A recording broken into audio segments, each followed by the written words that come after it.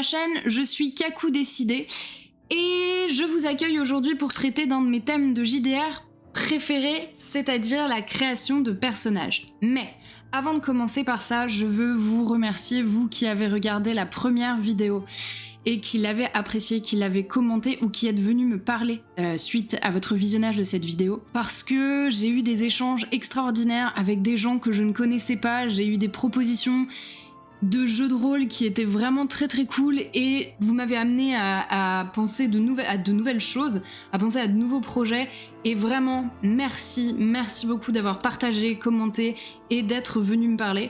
N'hésitez pas, si jamais vous voulez, juste en dessous de cette vidéo, il y a un lien pour le Discord que j'ai créé pour discuter un peu avec les gens qui viennent sur la chaîne.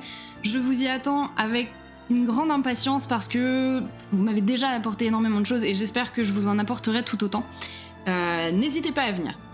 Voilà, revenons à notre sujet. Le sujet que je préfère dans le jeu de rôle, certainement, parce que la création de personnages, en tant que joueur, c'est le moment de création ultime. Bon, c'est dans le titre, hein, création de personnages. Moi j'aime ce moment parce que c'est le moment où en fait on va partir, le MJ vous a décrit un univers, il vous a donné éventuellement quelques pitchs de campagne, il vous en a fait choisir un qui vous intéressait le plus, c'est du moins comme ça que procède le MJ de ma table principale, et vous avez choisi plus ou moins un pitch, à vous maintenant, vu le cadre que vous a donné votre MJ, de créer votre propre cadre, en fait finalement de créer votre propre liberté. C'est ce moment-là. Pour moi, la création de jeu de rôle, c'est le moment où vous allez choisir de comment vous allez jouer. Et je pense que quand une création de personnage est bien menée, vous n'avez quasiment aucun souci en campagne. Vous savez qui est votre personnage, vous savez pourquoi il est comme ça, vous savez comment il va réagir, et tout roule. Parce que vous allez devoir improviser. En tant que joueur, c'est plutôt nous, même si les MJ ont quand même une grosse tendance à devoir improviser, les joueurs improvisent en permanence. On peut pas vraiment arriver avec un plan en se disant « ouais, ça et ça, c'est comme ça ». On peut pas vraiment se dire ça. Il va falloir qu'on improvise énormément. Pour bien improviser, il faut se préparer. C'est primordial, que ce soit en tant que MJ ou en tant que joueur. Et la création de personnages, c'est ce moment de préparation. Un petit avertissement, ou peut-être même plusieurs, je vais parler au cours de cette vidéo de la création de personnages, de mon personnage de la future campagne qu'on est en train de monter avec ma table principale. Je sais que cette campagne, qui s'appelle Le Ciel Ici-Bas, sera diffusée en Actual Play sur la chaîne secondaire de l'Estat JDR. Je vous enjoins à la suivre, mais si vous voulez la suivre et que vous n'avez pas envie de vous spoiler, vous risquez d'avoir beaucoup d'informations au cours de cette vidéo sur mon personnage. Donc, ce que je vais faire, c'est que je changerai l'ambiance musicale et l'ambiance visuelle, de telle sorte que vous saurez quand avancer un petit peu. Et n'hésitez pas à le faire, il n'y a pas de problème. J'essaierai aussi de parler d'autres personnages, mais je vais très certainement vous parler un petit peu de ce personnage que je construis, que j'aime déjà énormément. Elle s'appelle Eleanor d'Aubrac et vous en saurez beaucoup plus au cours de cette vidéo sur cette jeune femme. Autre chose, un autre avertissement, je vais vous parler de création de personnages, mais pas dans n'importe quel système. À savoir que tous les systèmes où les caractéristiques sont décidées de manière aléatoire par des jets de dés, je vais pas trop en traiter. Ça peut être un exercice qui est vraiment sympathique, notamment quand moi je me souviens de création de personnages sur Cthulhu V7 où je lançais les dés et j'avais des 45 je crois en constitution, mais j'avais plus ou moins prévu de jouer une brute. Ça collait pas très bien, mais en fait, finalement j'ai créé un personnage qui avait la maladie des os de verre mais qui était autrefois boxeur. Bon, voilà, ça. Il a pas duré très longtemps. RIP ce personnage, donc j'ai carrément oublié le nom. Ça peut être un exercice sympathique du coup, parce qu'il faut expliquer des choses qui sont assez incongrues, disons, mais c'est pas ce qui va nous intéresser le plus ici. Ici, on va vraiment parler de décisions de A à Z. C'est ce que vous allez choisir qui m'intéresse. Étape numéro 1 de la création de personnages. On va vous dire que c'est déterminer ce que vous avez envie de jouer. Moi, je vais mettre ça bien plus tôt, en fait. L'étape numéro 1 de la création de personnages, c'est dégager des concepts, des images, des musiques. En fait, je vais écouter une musique et me dire ok, ça peut être un leitmotiv pour le personnage. Qu'est-ce que je ressens à ce moment-là? Est-ce que ça va être du coup un personnage qui est joyeux? Est-ce que ça va être un personnage mélancolique? Est-ce que c'est un personnage qui va être triste? Et comment je décide de ce que ça va être? Ça va être en fonction de tous ces ressentis. Est-ce que je vais regarder un film en me disant mais oui, je veux que mon personnage ait cette part de personnalité que ce personnage a parce que je trouve ça génial? Ou bien est-ce que je vais, je sais pas, écouter un actual play et me dire ah c'est sympa ça, je garde cette idée dans un coin de ma tête. Et du coup, ça me fait une liste de mots-clés. Par exemple, pour Eleanor, le personnage que je créais pour la campagne Le ciel ici-bas, les mots-clés que j'avais, c'était les mots-clés que j'ai d'ailleurs, je les ai toujours, c'est ingénieur. Et ingénieur, je l'explique parce que en fait, j'ai joué pendant 2 ans une mystique. Et je me suis dit, mais en fait, là, j'ai besoin de revenir à quelque chose de logique, à quelque chose de cohérent. Et donc, du coup, allons-y sur de l'ingénierie. Ensuite, j'avais très envie de traiter d'alchimie parce que c'était revenu, j'étais tombée sur de l'alchimie dans un livre. Ensuite, j'avais cette idée d'avoir un personnage qui a un problème avec les contraintes, dans le sens où elle va vivre des choses, elle va devoir faire des choix, énormément de choix. J'adore les personnages qui font des choix. C'est bien, ça met une tension. S'il y a une question, si on ne sait pas exactement ce qu'elle va faire parce qu'elle est tiraillée entre les deux choses, eh ben c'est génial, c'est là que votre personnage va se faire. Et j'avais envie qu'elle ait un rapport tout particulier avec les contraintes, donc du coup j'avais gardé cette idée de rendre ça très important pour elle, la contrainte. Au-delà de ça, je voulais qu'elle soit ancrée, qu'elle ait une famille. Moi, j'aime les personnages qui ont des rapports avec d'autres gens, d'autres PNJ. J'aime pouvoir donner des PNJ à mon MJ, et donc je vais en créer. Donc là, je me suis dit, je veux que ce soit la sœur de quelqu'un. Je veux que elle ait un frère ou une sœur, et que ce soit la prunelle de ses yeux.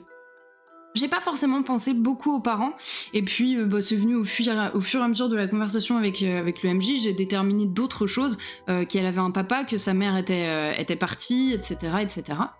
J'avais aussi envie de jouer une noble, et ça c'est parce que j'ai regardé un film avec Mads Mikkelsen qui est A Royal Affair. Alors je connais pas le titre en français, mais je vous le recommande, il est plutôt sympa, et j'aimais beaucoup cette ambiance, j'aimais beaucoup en fait me dire oui, je vais avoir les longues robes, etc. Bon, puis finalement ça je l'ai un peu mis de côté, j'ai gardé que la noblesse. Je voulais aussi impérativement rapport aux contraintes. En fait, en pensant aux contraintes, ça m'a amené à penser à autre chose. Je voulais qu'elle ait un rapport particulier avec un animal. J'adore ancrer mes personnages avec des animaux. Quand je dis ancrer, c'est que c'est pour moi. Ça me donne une idée de ce qu'ils veulent. Et je me suis dit, ok, elle est ingénieure et elle a horreur des contraintes. Et dans l'ingénierie, en fait, une des choses auxquelles j'ai pensé, c'est... Avec mon MJ, on était allé visiter le Clos de Lucé à Amboise. Je sais pas si vous y êtes allé, c'est la dernière demeure de Vinci. De Vinci m'a beaucoup inspiré pour le personnage d'Eleanor. Et je me suis dit que j'allais en faire une espèce de Vinci. Et ce que je préfère chez De Vinci, c'est les machines volantes. Et je trouve ça génial que quelqu'un se soit dit mais en fait, ouais, on va faire comme les oiseaux, on va voler. Et je voulais garder ça, et je me suis dit, non sang, mais c'est bien sûr un oiseau. Et du coup m'est venue une scène. Il faut savoir que Eleanor a un majordome, on va l'appeler comme ça, et ce majordome, elle lui aurait imposé de capturer un corbeau blanc qui venait dans le jardin de la demeure familiale. Elle l'aurait forcé à le faire. Lui, il l'aurait fait, l'oiseau se serait retrouvé en cage et en fait, elle l'aurait regardé dépérir pendant des jours jusqu'à finalement le libérer. C'est très con, peut-être, mais en fait, moi, ça m'aide énormément. D'imaginer ces toutes petites scènes-là, ces petites scénettes, ces moments, ces rapports avec des PNJ que vous commencez à créer, et ben ça ancre votre personnage. Et ça fait un concept. Et à partir de là, et uniquement à partir de là, quand j'ai ces mots-clés, quand je commence à les mettre en scène, et ben ouais, je commence à savoir ce que je veux jouer. Avant, honnêtement, c'est des concepts un peu creux, je trouve. Et on lui donne vraiment du corps à ce concept quand on l'illustre avec des scènes. Donc, pensez mots-clés et illustrez vos mots-clés avec des scénettes, des musiques. Parlez-en avec votre MJ qui, lui, vous guidera un petit peu plus. Lui ou elle, d'ailleurs, ils vous guideront Bien, vous avez déterminé des mots-clés et vous avez plus ou moins commencé à les utiliser pour déterminer un peu qui était votre personnage ou ce que vous aviez envie de jouer. Tout ça est bien entendu sujet à évolution et ça va commencer dès maintenant. Parce que là tout de suite, moi ce que j'ai tendance à faire quand j'ai tous ces mots-clés, c'est en choisir un et en faire la spécialisation de mon personnage. Bon, moi je trouve ça très pratique dans 2 cas. Le premier, c'est si vous êtes un joueur timide. C'est très pratique d'être spécialisé dans quelque chose. Parce que si vous avez autour de vous des gens qui ont énormément de bagou, qui vont sans cesse qui vont sans cesse prendre la parole, être très dans l'improvisation, prendre les devants, aller au devant des choses, bah, des fois c'est un peu compliqué quand on est néophyte de réussir à se faire une place. Or donc, si vous êtes le spécialiste dans le domaine de la magie, que vous êtes un spécialiste des illusions, et que on va avoir besoin d'illusions à un moment, forcément on va se dire ok, bah elle c'est sa spécialité, qu'elle y aille, qu'elle le fasse, et ça vous donne un rôle, ça vous positionne, ça vous donne une valeur particulière pour le groupe. On ne peut pas vous ignorer à ce moment-là, et si jamais on vous ignore, je vous recommande vivement de renvoyer les gens dans les cordes, parce qu'il faut quand même se faire une place. Vous êtes le spécialiste, alors qu'on vous laisse la place, et prenez-la, c'est le meilleur moyen de le faire. Le deuxième cas, et ça c'est plutôt moi parce que je suis pas quelqu'un de très timide à table, du moins je le cache plutôt bien, mais j'aime bien avoir une spécialisation parce que même si c'est très agréable ce que je vous ai dit, le fait de trouver une place plus facilement, quand on ne connaît pas les gens à la table, c'est plus simple de savoir quoi faire, de savoir sur quel pied danser. Vous n'avez plus à vous occuper de ce que votre personnage peut faire. Vous allez vous dire ok, moi je joue... Moi j'adore, quand je ne connais pas les gens, jouer des médecins. Moi je joue un médecin et du coup, dès qu'il y aura besoin de soigner quelqu'un, on va se tourner vers moi et je vais le faire légitimement. Je vais dire ok, je me précipite sur le paladin ou je me précipite sur l'investigateur et je vais l'aider, je vais faire un garrot, etc. Et on me laisse ma place forcément à ce moment-là. C'est une place qui est très pratique, je trouve, en plus d'être médecin et d'être soigneur. Moi j'aime beaucoup. Disons que c'est ce qu'il y a de plus évident pour moi. Voilà. Et c'est surtout quelque chose que tout le monde va trouver utile. Mais moi et les autres. Voilà, je vous recommande donc de trouver une spécialisation. Quelque chose qui vous mettra à l'aise, en fait. Quelque chose où vous pourrez vous établir, vous épanouir en tant que personnage. Prenons l'exemple d'Eleanor. Eleanor, je vous ai dit que c'était une ingénieure, qu'elle était aussi alchimiste, qu'elle avait un souci avec les contraintes et qu'elle avait un rapport particulier avec les oiseaux. Voilà, bon, notamment un corbeau blanc, sachez-le, il s'appelle Majesté. Elle avait 10 ans à l'époque, voilà. Et voilà, ça c'est ce que je sais à peu près de mon personnage. C'est ce qui a été validé par le MJ. À partir de là, qu'est-ce que je fais ? Il faut que je détermine ce que je préfère. Est-ce que je veux qu'elle soit ingénieure ou est-ce que je veux qu'elle soit alchimiste ? C'est pas forcément contradictoire, on s'entend, mais là j'ai besoin de savoir, j'ai besoin de déterminer plus clairement les choses. Et donc, si je détermine plus clairement les choses, vous allez me dire, ingénieure. Sauf que non. Puisqu'elle a des contraintes, Eleanor, elle va être contrainte d'être alchimiste. Et à partir de ce moment-là, je me suis dit, mais pourquoi ? Pourquoi est-ce qu'elle est contrainte d'être alchimiste ? Et là, j'ai repensé à cette idée de famille. Et je me suis dit, mais elle est forcée d'être alchimiste parce qu'elle doit créer pour son frère un remède. C'est extrêmement simple. J'en reviens toujours à la médecine à un moment. Il y a toujours un moment où je dois soigner quelqu'un. Mais c'est parce que c'est très utile, en fait. Bref, du coup, je me suis dit, ok, contrainte, elle a l'esprit d'une ingénieure, elle est bien meilleure ingénieure qu'elle n'est alchimiste, mais par contrainte, par nécessité, elle va être alchimiste. Et là, j'avais déjà un énorme concept. Et je sais où je vais me positionner vis-à-vis de ça, je sais ce que je vais pouvoir faire dans ma partie. Ça me rassure, moi, de savoir, de cadrer comme ça. J'aime bien improviser avec un cadre. Bon, vous me direz...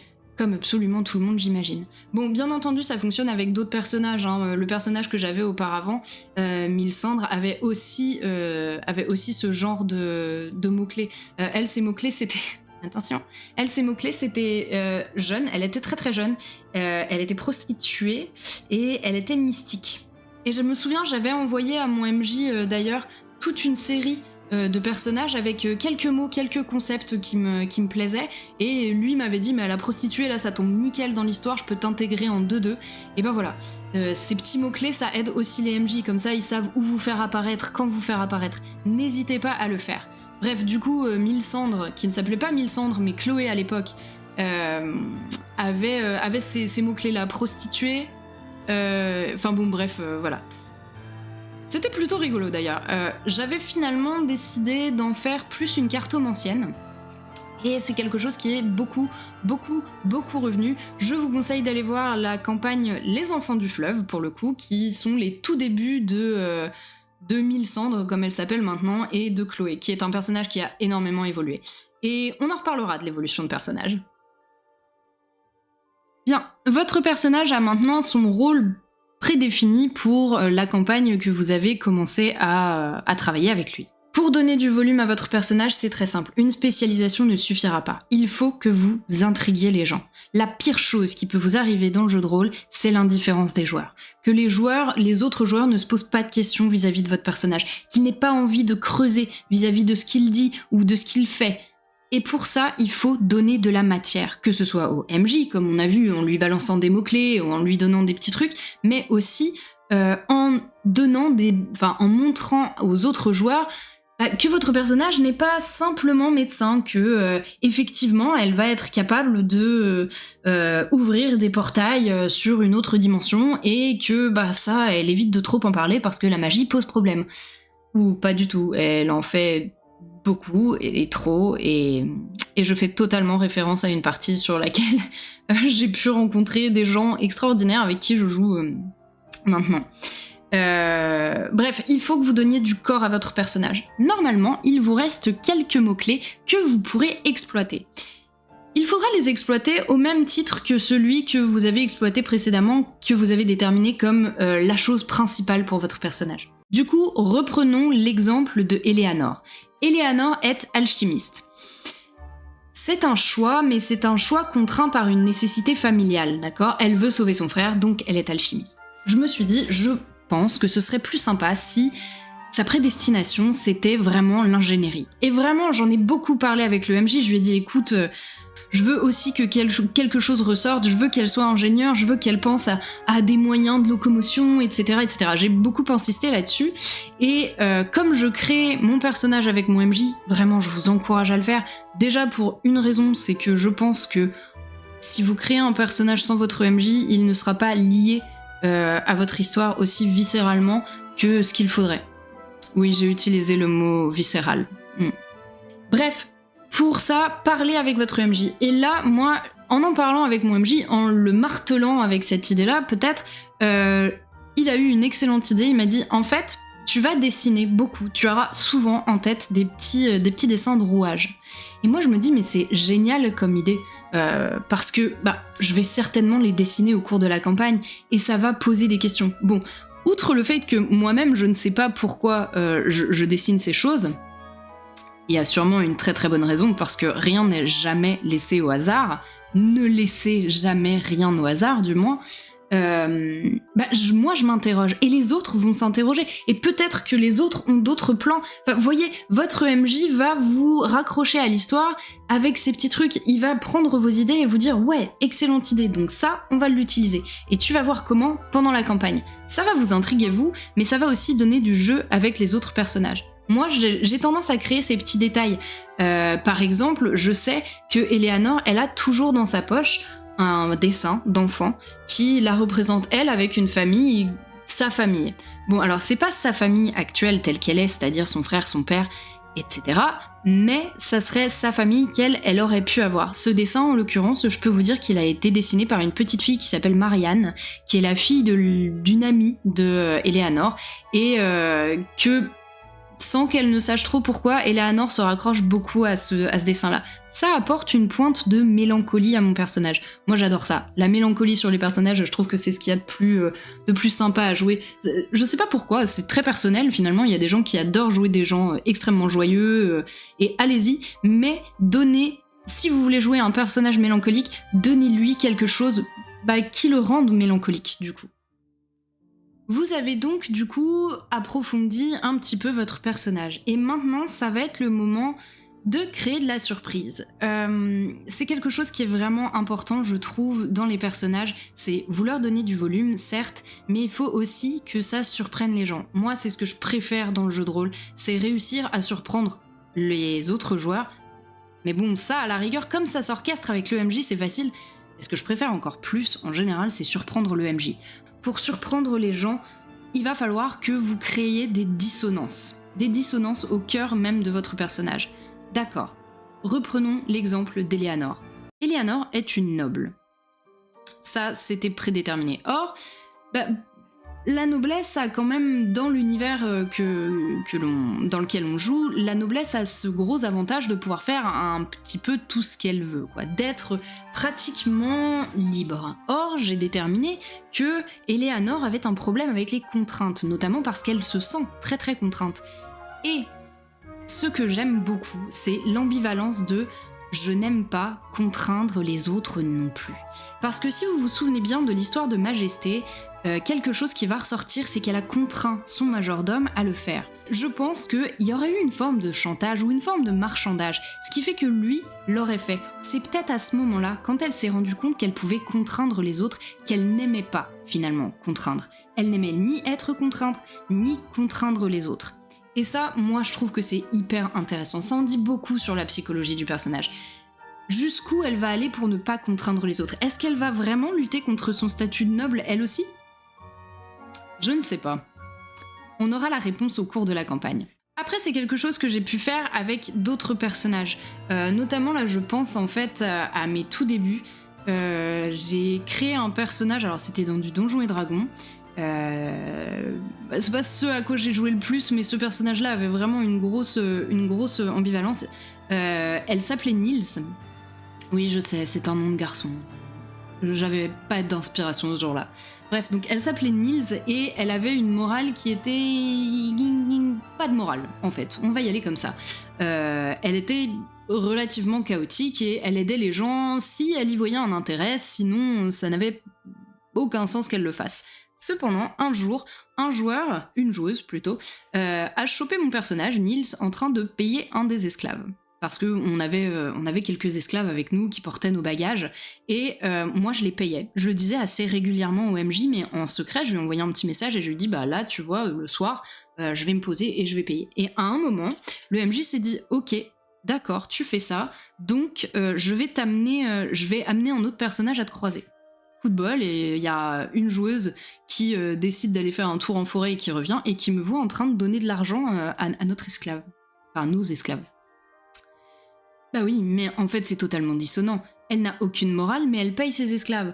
Et vraiment, je me souviens de la réaction de la joueuse qui dit « Mais qu'est-ce que tu fais? Pourquoi ?» Et finalement, moi, qui avais en face de moi toujours des gens qui étaient en train de me dire « Oh mais non, mais arrête de faire n'importe quoi, t'es folle, nanana, nanana », bah là, j'avais quelqu'un en face de moi qui était en train de me tenir le discours tout à fait inverse, mais on paye pas les esclaves.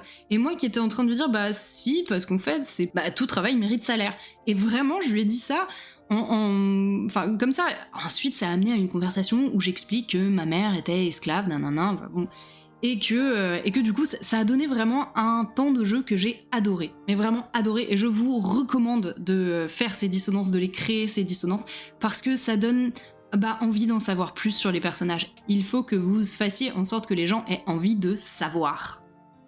Théoriquement, à partir de ce moment-là, vous avez réussi à dessiner des contours à votre personnage qui vous paraît beaucoup moins flou. Et on va faire en sorte que votre personnage le soit encore moins.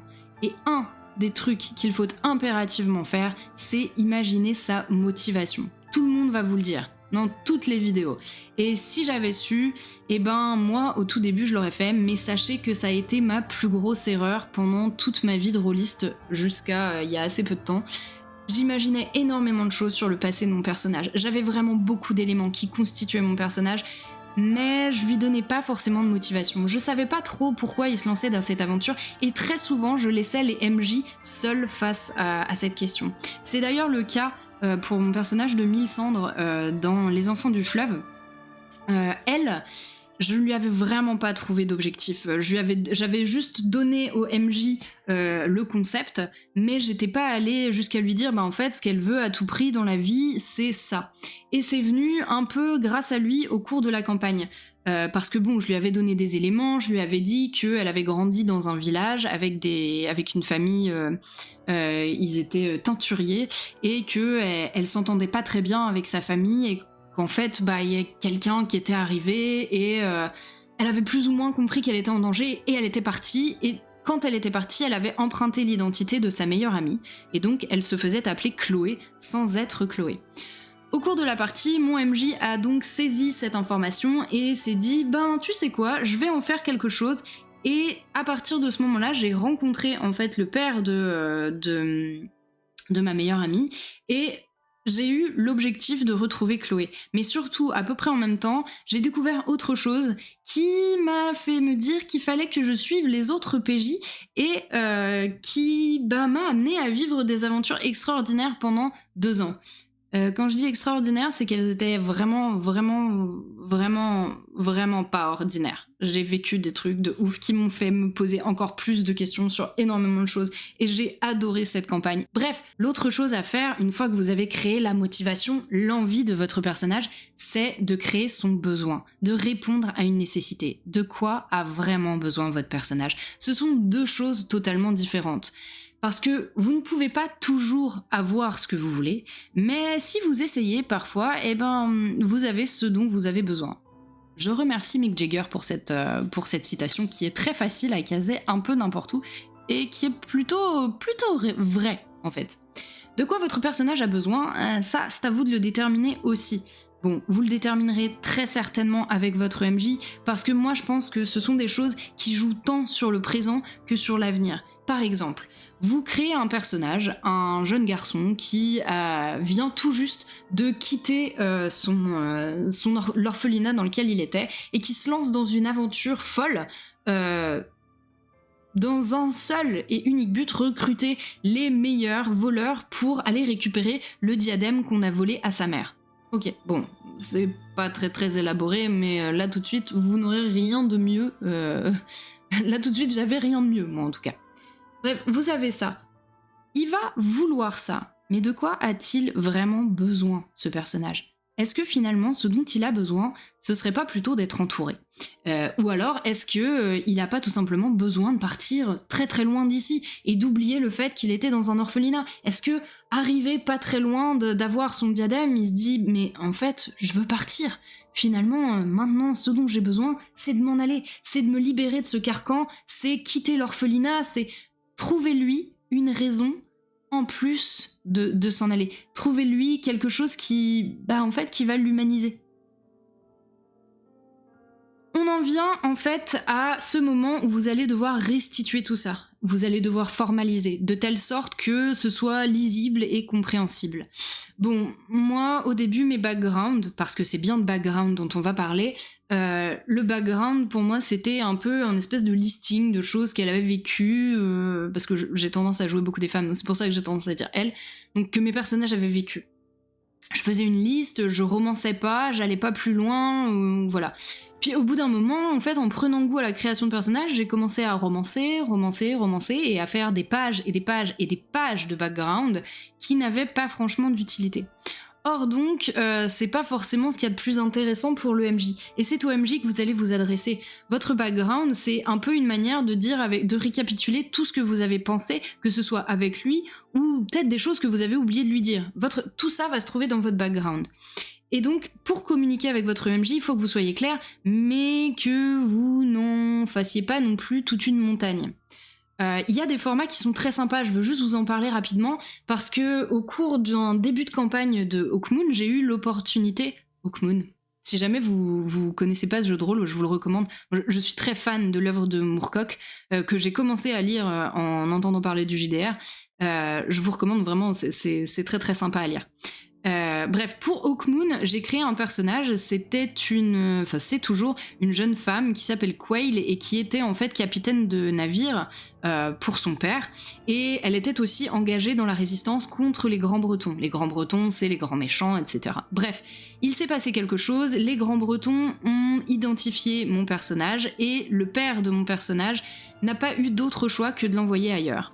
Or donc, s'il l'envoyait ailleurs, il l'a envoyé avec une lettre de recommandation qu'il a rédigée, au cours de laquelle il explique qui est sa fille, ce qu'elle a fait, et qui il pense qu'elle est. Et il l'écrivait du coup à son ami vers qui il la renvoyait. Et j'ai trouvé que c'était vraiment très sympa parce que ça me liait avec un PNJ. Bon, il parlait bien entendu d'autres PNJ que je ne croiserai plus parce que je suis totalement dépaysée dans cette campagne, hein, je ne pourrais plus jamais rentrer chez moi avec ce personnage. Bref, du coup, ça crée vraiment un lien avec des PNJ et ça me donnait une idée de quelle relation elle pouvait entretenir avec des PNJ. Et ça, c'est très important dans votre background. Créer des PNJ et créer des relations avec les PNJ. C'est quelque chose qui se fait assez souvent, par exemple dans le PBTA, où vous savez, vous avez des petites phrases, vous êtes amis avec, vous enviez tel, vous êtes amoureux de machin. Et ben, bon, ça se fait généralement beaucoup avec des PJ. Moi, je le fais énormément avec des PNJ parce que ça donne une idée des capacités du personnage à se lier aux autres. Quelque chose aussi, si vous écrivez beaucoup, ce qui a pu être mon cas sur une autre campagne, au sortir des Enfants du Fleuve, moi j'ai décidé pour Au nom des pères, la campagne qui suivait les Enfants du Fleuve, de garder le même personnage. Et gardant ce personnage, j'ai pas eu tout le loisir de créer un personnage. Ça m'a un peu frustrée et c'est à peu près à ce moment-là, je crois, que j'ai commencé à rédiger le journal du personnage. Ça a été un journal intéressant surtout à partir du moment où je décrivais ce qui se passait entre les deux campagnes, parce que je ne jouais plus avec les joueurs et je ne jouais plus vraiment avec le MJ. Bon, le MJ lisait quand même assez régulièrement ce que j'écrivais. Merci à toi les stats de l'avoir lu, parce que ça devait pas être très simple par moment, tellement j'écris ça rapido et je me corrige plus jamais. Mais c'était beaucoup trop en fait, c'était énorme, c'était un peu trop important. Mais ça donnait quand même des billes au MJ pour m'intégrer dans la campagne d'après. Donc vous pouvez aussi penser un journal, juste dites-vous que peut-être le MJ a énormément d'autres choses à faire et envoyez-lui uniquement les parties qui importent vraiment, quoi. Ou alors ne vous attendez pas à ce que le MJ prenne le temps de tout lire. Il y a un danger aussi, si vous faites quelque chose de très détaillé, c'est que vous ne laissiez pas assez de zones d'ombre. Si vous ne laissez pas assez de zones d'ombre, vous risquez de tout dire sur votre personnage et du coup il y aurait peut-être plus grand chose à découvrir. Si vous laissez des zones d'ombre, si vous laissez 2-3 mois dans sa vie où vous dites il était dans telle ville mais je sais pas trop ce qui s'est passé, vous dites à votre MJ, ok, là, dans cette ville-là, s'il s'est passé quelque chose qui va aider la campagne, tu pourras m'y intégrer. Ou alors tu peux dire que finalement j'y étais pas du tout. Voyez, pensez que votre MJ peut avoir besoin par moment d'utiliser des flous en fait que vous laissez volontairement dans le background de votre personnage. Donc faites quelque chose qui est un peu précis, qui va déterminer qui est votre personnage, mais au niveau de l'historique, laissez la place à la surprise. Et voilà, ça c'est fait. Normalement, le personnage est à peu près créé, le background est presque prêt et bientôt envoyé à ton MJ, il ne restera plus qu'à corriger les derniers détails. Quelques petits conseils. Ton MJ va certainement avoir besoin de revenir sur ce que tu as fait. Bon, c'est normal, ça arrive régulièrement en fait.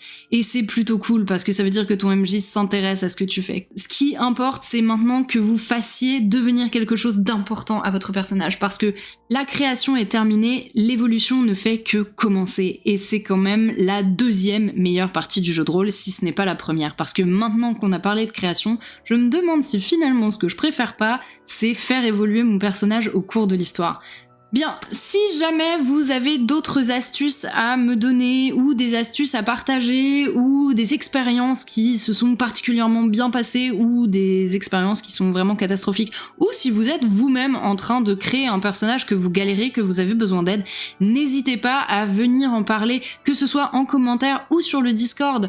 Ça m'inspire beaucoup. En général, vous avez toujours des idées assez folles et moi j'adore relire les personnages. Je vous encourage du coup à me laisser un commentaire, à mettre un petit pouce bleu pour dire que vous avez adoré cette vidéo. Si vous n'avez pas aimé, je vous encourage à me le dire aussi, parce qu'après tout, c'est le seul moyen que j'ai d'évoluer, c'est de savoir ce que vous pensez et éventuellement de m'améliorer vis-à-vis de ça. Je vous remercie vraiment beaucoup encore une fois et on se dit à tout bientôt, roulez bien!